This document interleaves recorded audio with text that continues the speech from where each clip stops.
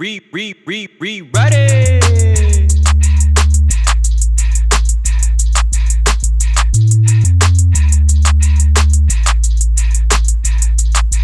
Check Monday, Wednesday, Friday, yeah, you know it's a go. Okay, I see they going off, but we gon' rewrite it though. That's right, Monday, Wednesday, Friday, yeah, you know it's a go. Okay, I see they going off, but we gon' rewrite it though. That's right, Monday, Wednesday, Friday, yeah, you know it's a go. Okay, I see they going off, but we gon' rewrite it though. I said Monday, Wednesday, Friday, yeah, you know it's a go. Okay, I see they going off, but we gon' rewrite it though.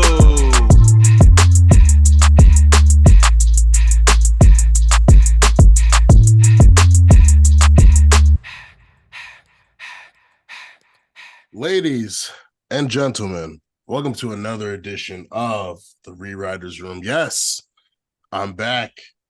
So good to be back. It is the boy Armand, the John Cena of journalism, the Paul Heyman of podcasting, the Roman Reigns of rhetoric, and the Brock Lesnar of broadcasting. I had a week off. I'm not gonna front to y'all. I was away because I was at Lil Uzi Vert's pink prom. I did not expect myself to be going to another prom 10 years after my senior prom. It was a good time, though. A lot of drinks, some strawberry milkshake Pop-Tarts, which they are bringing back. If you're a fan of the strawberry milkshake Pop-Tart, they are bringing that back, thanks to Lil Uzi. So you could thank him and you could thank me for being in their presence, talking to Pop-Tart execs. But it's good to be back. I'm not going to front. Felt a little FOMO. My guys recording without me. That was my first episode that I missed. Channing has only missed one. CC has only missed one. I missed one, so it was like, okay, cool. Like we all finally missed one, but it was just like, damn, like, you know, as a committed podcast nigga, I don't miss episodes. So having to miss an episode really hurt me. But the guys held it down. I'm very thankful for them. Normally, you would hear CC introduce himself. However, we got back-to-back missing members of the pod. But if CC was here, he would say, what's good, Josh? The best rapper producer in the whole wide world. God body, because he consumes healthy products and does talent curls. Benevolent service to the earth and philanthropist. And every phrase that he says is a gem like amethyst. You can look to the left, in front of you, to the right, behind you, above you, beneath you. Dope ass woman gonna be like, whose man's is this? He might talk a lot, but he only has one thing to say. Love yourself, keep going, give all you can, take care of your body, your people, and your land, and then he will pass it to the man, Grandpa Chan. I know this isn't a visual medium, but just imagine Big E's face when Kevin Owens did the like how stunned he was. He was like, "Wow, you really, really paid attention to that whole thing." That's how I feel right now. That was impressive. I did not expect you to do that whole rap. That was I good. mean, I've done it before. I did it like what? It was like I think we like 2021 when CC missed an episode, so I did Yeah, it. you've definitely done it before. Because as soon as you start doing it, I'm like, "Oh yeah, you do know." I remember that. I'm like, "Oh yeah, you do know the whole thing." I've heard you say it before, but it gets me every time. It's like a good return. It's like that's why it's good insurance. It surprises you every time. Um, I did not attend any pink parties. But I was reporting live from the mid card. Welcome back from the mid card mafia. Um, there's been a lot of discourse on.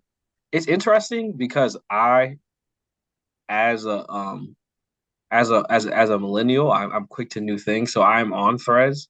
So but Threads does not have the level of discourse yet. Like they have like some wrestling accounts, but it's not like when I say like the discourse, I'm not really talking about Threads, but like it is funny how you just start to see things bubbling up. It's like, oh, this is gonna make the jump, but this isn't. But like you start to see a lot of like, is Drew McIntyre too big for the IC title? And it's just so funny how like fickle people are. It's like all years, but Gunther is just amazing. He's brought the mid card back. He got to drop the belt and face Roman. Yeah. But Drew McIntyre comes back for like 2 weeks. All of a sudden, I don't know. Is the IC belt big enough for Drew McIntyre? What? I mean, like people were like, Walter should have won the Royal Rumble, and now he's not big enough to face Drew McIntyre. Like let's just like pump the brakes, people. Like I get it. We've had the same champions for a long time, and you just want to see stuff switch. I get it. Yeah, definitely understand the feeling, but let's not like all of a sudden just forget what we've been doing here with Gunther and the IC title belt. Let's just put some respect back on my guy's name. Absolutely. That's all I ask. You guys have had You guys have had two consistent champions over the last Theory won the title back Survivor Series. He's had the title since Survivor Series. Yeah, I want to say we're over triple digit days Yeah, like of both. I think Theory hit like 100 or something. Because there was definitely a tweet that he's like the longest reigning US champion since Dean Ambrose. Yeah. And Gunther is obviously on his honky tonk man run. Yeah. Year So it's plus. like the mid card has had consistent mid card champions. I'm gonna talk to you about Theory later because I would love your perspective on him. But it's good to be with you. Happy belated birthday, by the way. This is the Thank big you. 30 for you, right? The big 30. Yes, it was. Yes, it was. Big Raw 30. You know, that was me. Let's jump into the rewrite. I'm gonna start first. This is something that I've needed to get off my chest for a little bit of time, and I wasn't here to do it last week, and some time has passed and some things have happened. I want to give a big shout out to my boy Chris Novak, my boy J5, for understanding the vision here. We're going to be talking about Rhea Ripley and her reign as SmackDown Women's Champion, which is now converted into Women's World Champion. So there's been a lot of critique about Rhea Ripley's reign. Some people have called it stinky. Some people have said she hasn't been around enough, blah, blah, blah. And I punched in the numbers the other day. Since Rhea Ripley won the title on the first weekend of April, she has had 6 matches. 4 of the matches have been title matches. She had Zelina Vega, Dana Brooke, and 2 title matches with Natalya. And then she's done multiple mixed tag matches as well. Obviously, she's won everything, and she's given us some good matches with Zelina. A really good match with Natalya, the last one, squashed Dana and her first match with Natalya. But there's a lot of complaints about, oh, she's not present enough in the women's division. She's not doing enough, blah, blah, blah. My issue with wrestling fans has always been they give you something different and y'all complain first rather than embrace it.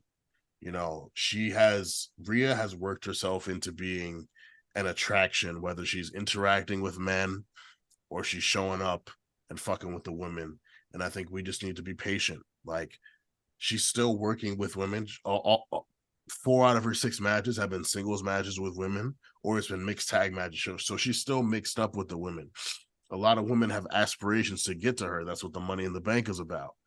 We've seen little brush-ins with Becky Lynch, all that. I think we need to take our time. They have the opportunity to build a women's version of Roman Reigns, except she's a woman in an all-men's faction, so the men can't get involved. So she could be on the shows, cut promos, fuck with people, not wrestle, and she's still important. She's still interesting. Every time she's on TV, the ratings go up. And I think we really need to allow that. I think I've said everything I need to say about Rhea Ripley's reign, but I think this is what we wanted. We wanted to see her pushed to a certain level. You know, she was hot in NXT. She came up, they kind of shoehorned her into beating Asuka at WrestleMania 37. She got the title. Shit was awkward. Her matches with Asuka and Charlotte, her and Charlotte finally got it together at Money in the Bank 2021. Then they put the title on Charlotte. Nikki Ash cast in. Charlotte got it back. Shit was weird. Like, it was just a really weird time for Rhea. She wasn't where she needed to be, and they finally got her to where she needs to be. So if y'all wanted her to be this superstar, and now they're building her to be a superstar, turning around and being like, oh, no, not this way. It's annoying. It's really annoying, and I'm kind of tired of talking about it. So I just want, if y'all are going to let it play out for everything, extend some let it play out to Rhea, because I promise it's looking like she's about to face Raquel. Liv is right there, too. They got history. Becky Lynch is waiting in the wings. A TV match with Zoe Stark would be fire. Io Shirai got the briefcase. There's so many avenues that they can go through with Rhea Ripley. But beyond that, her just being around and being on TV, it draws, and it's interesting. So yeah, I feel like the critique is it's a little much. Rhea Ripley is on TV every week, every single week. Like I have NXT on in the background. She was on NXT, then she's in the commercial for SummerSlam, then she's in the commercial for Raw. It's like, what are we talking about? Rhea Ripley is on TV every week. People, like, what are you? Okay, so she doesn't hit the Riptide every week. Neither does Roman.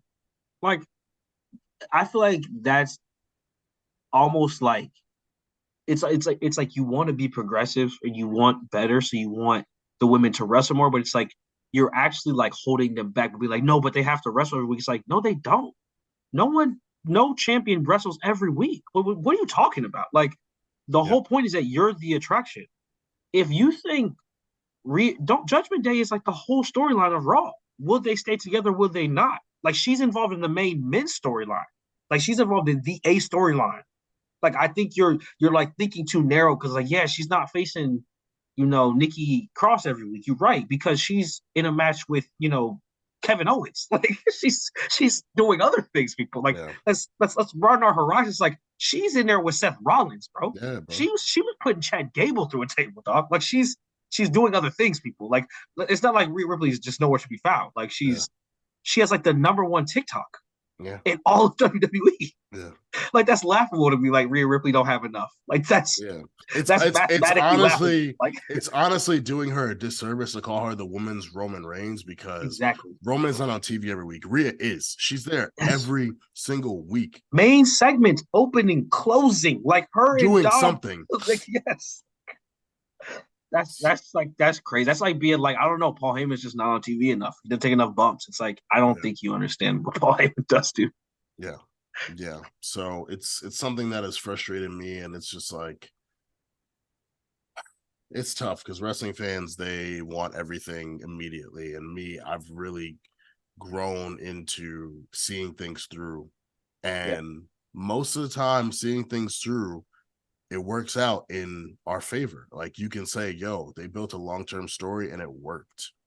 So that's what I want to see with Rhea, because we know she's going to get a long reign. They're not going to put this on her and get it off her immediately. She's not getting cashed in on. She's not getting, like, let's just keep it a buck. She's not getting cashed in on. It's not, who is going to put Rhea in a position where she's vulnerable enough to be cashed in on? Even with her match with Raquel, I don't see it.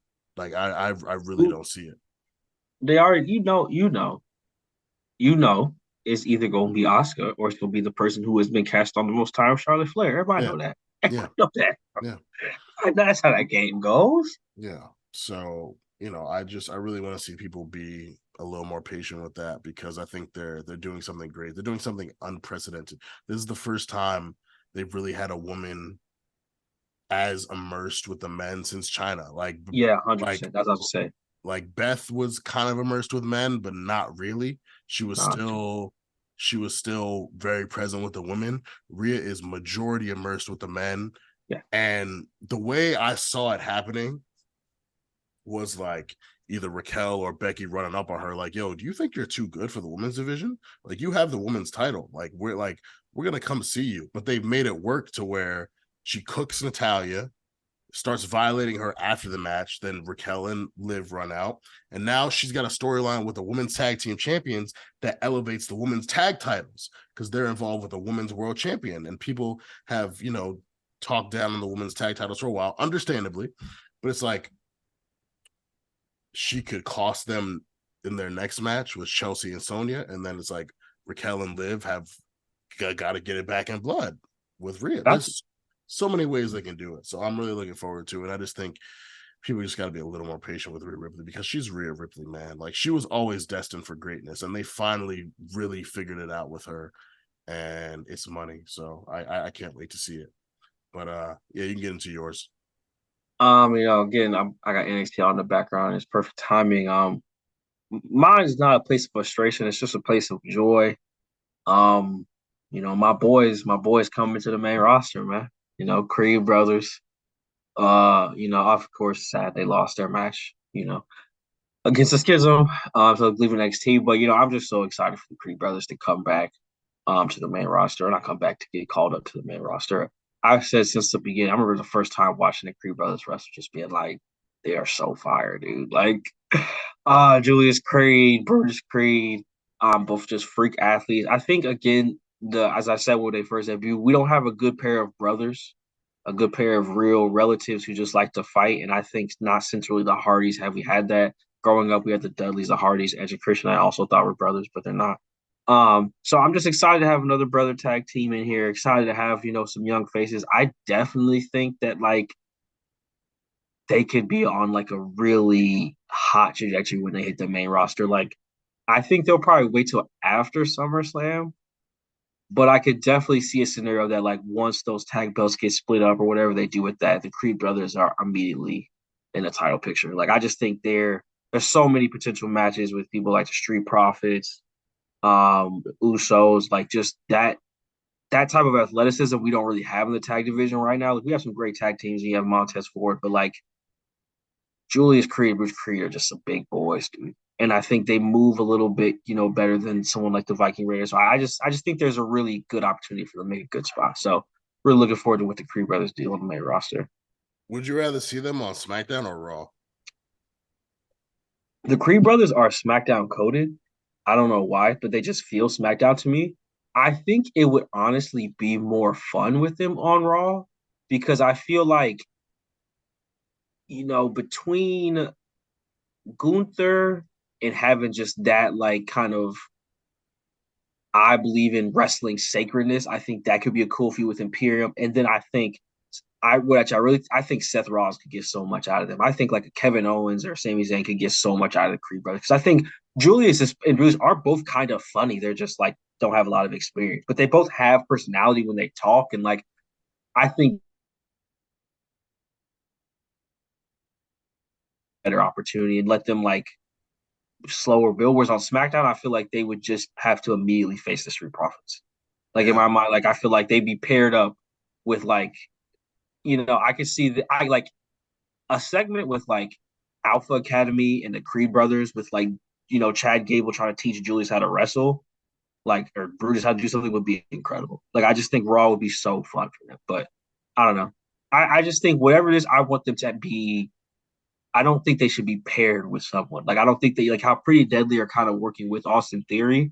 I feel like the Creed brothers kind of just stand on their own. I think they're kind of their own unit, and maybe they can add people like to the Diamond Mine or whatever. But Yeah. I don't think they should be like Seth Heavies. I don't want to see that. I feel like SmackDown has their tag division figured out. You got Pretty Deadly, you got Street Profits, you got the Good Brothers, you got Hit Row. I'm trying to think. Oh, Brawling Brutes.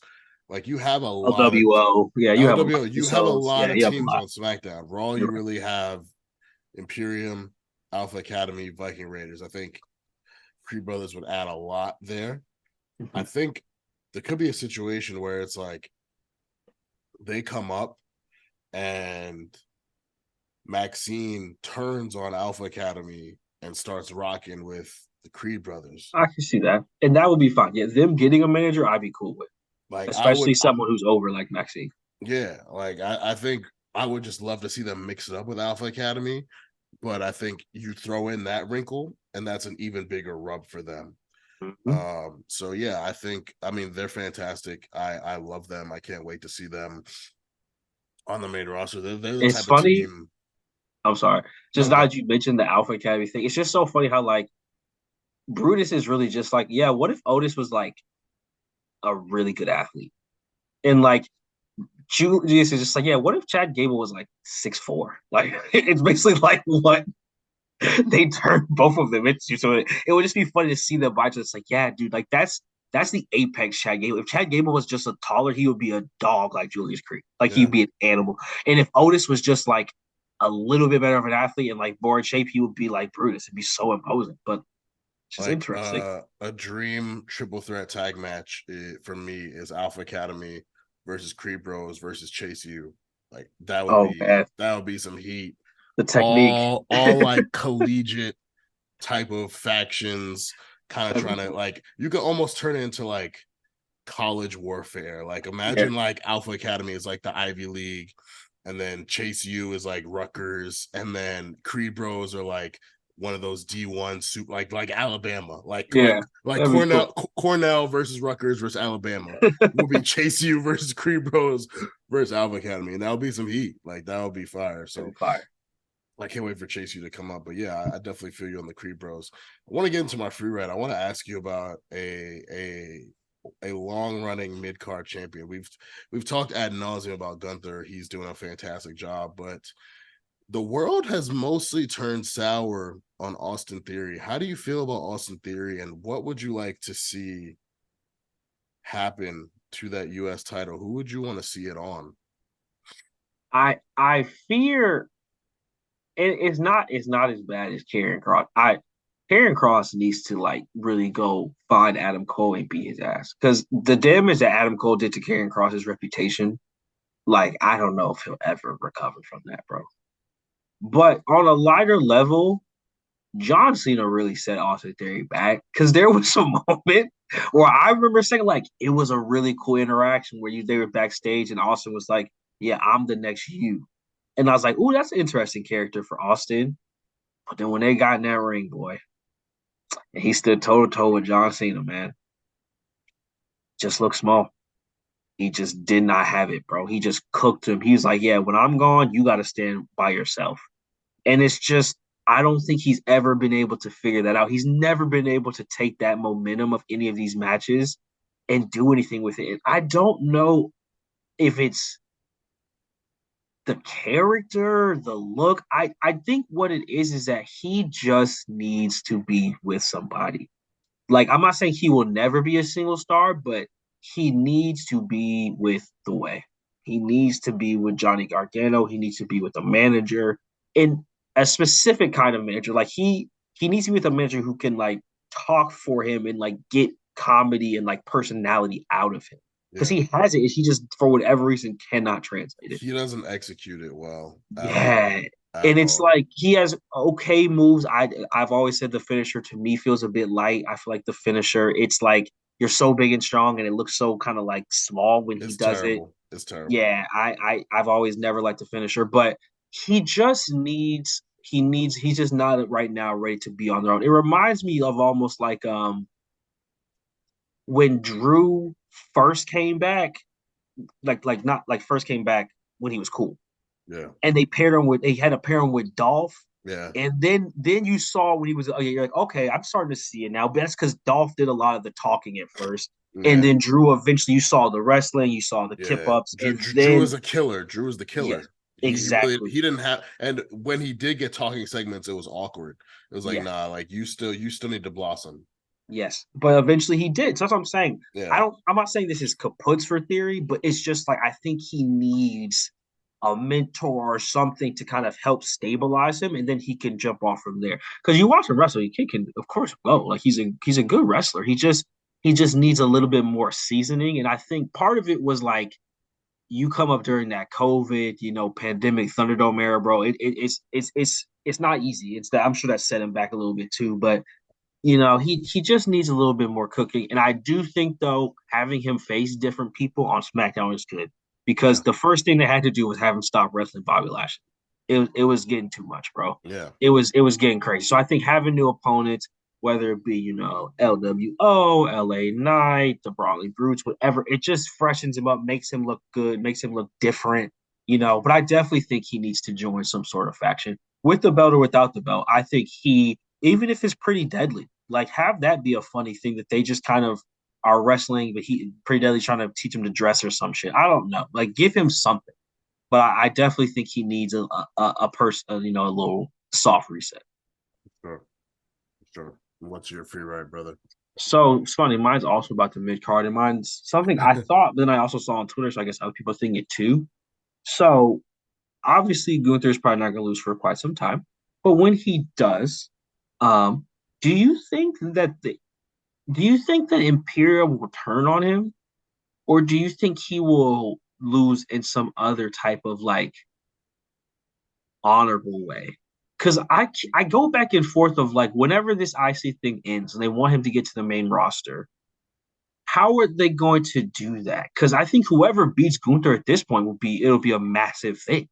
So that it's in itself will be a storyline. And so it's like I wonder how they execute that. Or I mean, there's a lot of ways they could do it, but just what they decide. Like, are they going to use, you know, are they going to let like Gargano beat Gunther and then that builds Gargano to do something with the IC title? Or is it something where it's like, oh, he loses to Sheamus finally because Ludwig turns on him, but he still looks strong and wins the Royal Rumble? Like, what do you think? Do you think it'll be more of a, implosion from within, or do you think he will just give someone the rub and then just, get catapulted? It's tough because I think they planted seeds on Monday Yeah. with Vinci losing and then Ludwig and Gunther looking at him a certain way. I think it's so. I feel like in Vince booking, Gunther would lose the title in a multi-man match without being pinned. 100%. So when he steps up to a world champion, it's like, oh well, you didn't like you're still Gunther. You just lost. Someone else got pinned to lose a title. In Vince booking, Big Show or Kane would have been eating up in here come SummerSlam. Absolutely. One of them would have been in a triple threat match eating Absolutely. that pin come SummerSlam. I promise you that, brother. With H booking, I feel like H, when he does have Gunther lose, it's going to be a big thing. But then it's like, and I trust H to be able to rebuild Gunther to be like, all right, you finally got pinned for the Intercontinental title, but you still look like a worthy world heavyweight champ. And it's Gunther also. So I feel like even if and when he loses the Intercontinental title, we'll see him go after a world champion and we'll still be like, oh, like it's lit. Like we're not gonna hold that against him. So I'm really interested in how they have it happen. I mean, I think my bias, I would love to see Drew do it. I don't think Drew will do it, but I would love to see it. So it's like if it's similar to fucking, I think back when Lashley was WWE champion and Drew was getting rematch after rematch, it was like, if not Drew, then who? Who is going to beat Gunther for this IC title? I thought there was a chance Riddle could have done it. It didn't happen. Drew is in terms of like WWE power rankings, Drew will be the strongest opponent Gunther has seen for the Intercontinental title. And but they made Drew look a little too strong. Like when he came back at Money in the Bank and Claymored him, and when you hold that title up, that's an omen. You're not actually gonna win it. Yep. So I don't know how they do it. I really thought Sheamus would get a third match and he would figure it out. They're both on different shows now. So I feel like given how Triple H wants to do it, he's going to build up someone else by having them beat Gunther, and he's going to find a way to make Gunther a viable contender for a world championship. Would I love to see Gunther win a Royal Rumble? Absolutely. However, I have an agenda to push, and I think Cody Rhodes is going to win back-to-back Royal Rumbles. You could always have Gunther win an Elimination Chamber, though. Yeah. That's something you could always do, and I think. Oh yeah. I think that's a really strong possibility for this year. I think Cody wins, goes to SmackDown to see Roman. Gunther wins and faces whoever the world champion is, whether that's Finn, whether that's Damian, whether it's still Seth. I think you have Gunther win an Elimination Chamber match. I don't know if Gunther's Royal Rumble win is coming just yet, but I do think when he loses the IC title, you should make it a moment for whoever's going to pin him, similar to how whoever pins Roman, which I think will be Cody, make it a moment. Similar to whoever pins Rhea, make it a moment. Like that's what you want to do. You want to build someone else up.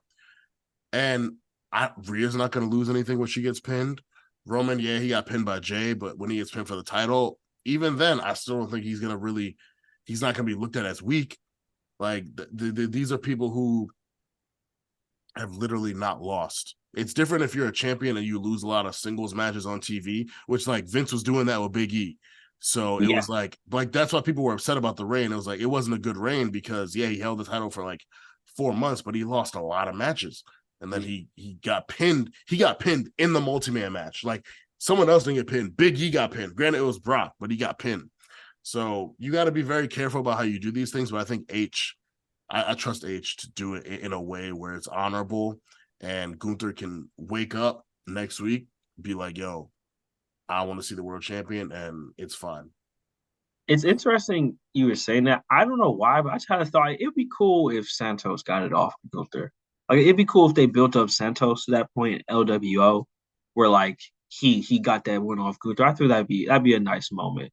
But I was also thinking about what you said about Damian Priest. You're like, if Gunther faces Damian Priest for the World Heavyweight Championship, and I am a big fan of Damian. That's a lie. I'm a fan of Damian Priest. He's grown on me. But if they have him face Gunther at any PLE for that World Heavyweight Championship, I'll pray for that man because he's about to get embarrassed, bro. Like Finn, fire match. Seth Rollins probably put on classic. I don't know if Punishment Martinez is ready for that Gunther smoke, bro. That's two big boys, bro. And it'll be interesting because Damian's moveset is geared towards people smaller than him. That's what I'm saying. The Razor's Edge, he does the South of Heaven. That could work, bro. Like even the clap thing, he's like Gunther might be tall as him. Like it will be interesting to see how I don't know Damian's moveset gets off of his Gunther. Because them chops with them leather fishnet on, bro, that's gonna hurt, man. Yeah. And Damian wants that match too, per our interview. A small plug, I interviewed Damian Priest LA Night, talked to Damian about facing Gunther. He wants that match, and they've done it on house shows. He seemed really positive about it, but like, it's hard for me to envision it because I haven't seen it. So I would need to see them mix it up in like a tag team match before I really believe they could give us what a Finn Gunther or a Seth Gunther could give us in a one-on-one match. Or a triple threat. Give me both. Get or nasty that, with it. Or that. Just That'd get be nasty hard. with it. Yeah, That would be hard. Honestly, for like a WrestleMania night 2, like opening show or like mid-show match, Gunther v Finn v Rollins, I don't hate it. The World Heavyweight Championship picture for WrestleMania is so intriguing because while I do feel like Seth is going to get a substantial reign, I don't think he's going to hold it till WrestleMania. No, I feel like that's hot potato. And so I don't know what that's going to look like. Similar to how I don't really know what the women's championship matches are going to look like. We know Roman and Cody's happening again. So everything else that we have to figure out, the IC title, you also got to figure out, because if Gunther's in a world title match, you got to assume he's not having the IC title. Yeah. So, like, there's a lot of uncertainty right now, and we'll know closer to the show. But thinking about it now, I feel like last year some of these matches were a bit predictable. Yeah. Like who wins the women's Royal Rumble? That's Bianca? a big question. That's Gotta a big be, question. right? Again? Because it's like Io has the Money in the Bank. Rhea's a champion. Yeah. I mean, yeah, I don't know. I think while a lot of people would love to see Liv do it, I don't see it. I don't see it. And I love Liv, and she's stepped up huge. Yeah. But I think we're gonna see a repeat winner, whether that's Bianca, whether it's Becky. I don't think it'll be Becky though. Like I really feel like Becky doesn't need it at all. I really feel like it's Bianca's to lose, and this is early. It's really early to talk about. Yeah. No, you just said it. I was like, yeah, it is. The picture is pretty open. It's interesting. Obviously, that's probably what having more belts does. Which is awesome. Which is interesting. Like, yeah, things are pretty open. Yeah, a lot of different ways. But that's our free write. We're going to get into our rewrite. So being that it's summertime, SummerSlam is coming up, and there have been a lot of wrestlers with some very big summers in WWE history. We're going to rewrite some of those wrestlers' big summers. I'm going to let Chan start it first. I'm not surprised at who he picked. So let's see what he does here. I'm kind of terrified. So take it away. Sometimes, we write stories here on this podcast. Sometimes I just give, evidence. So this is actually I found this on the black market. This is actually what was supposed to happen with the Fiend. So this is before the actual script got changed. So as you could imagine, most of it is the same until we get to Hell in a Cell, the seat of the crown. As one of you recall, there was a interesting choice. I feel like this is the first year they did like the red light Hell in a Cell too, wasn't it?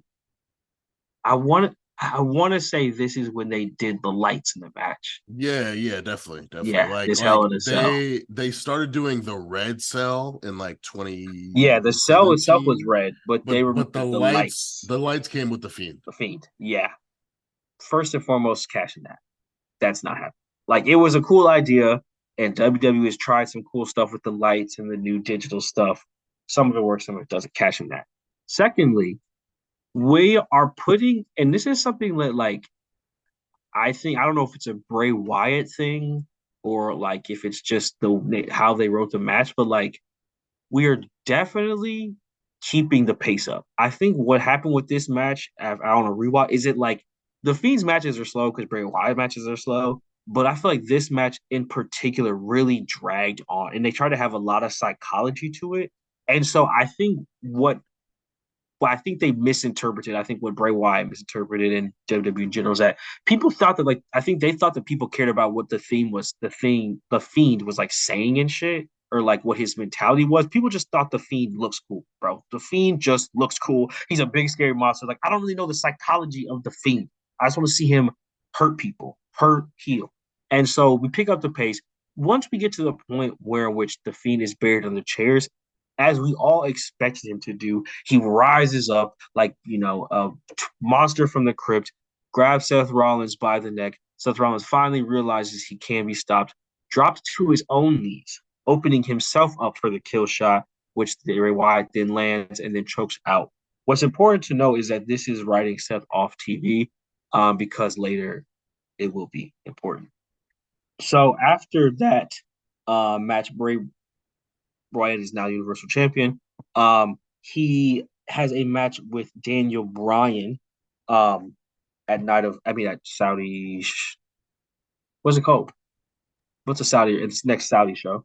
So they did the first match with Bryan was at Survivor Series. No, this is technically the second match with Seth Rollins where he wins the Universal title. Oh, that was at Crown Jewel. Crown Jewel. That's what the Saudi show's called. Yeah, couldn't remember that. Crown Jewel. Yeah. Yep, Crown Jewel. So at Crown Jewel now he faces Daniel Bryan for the first time, but while the match is going on, John Cena's music starts playing, and the Fiend like kind of freaks out. He's like, "What the fuck's that?"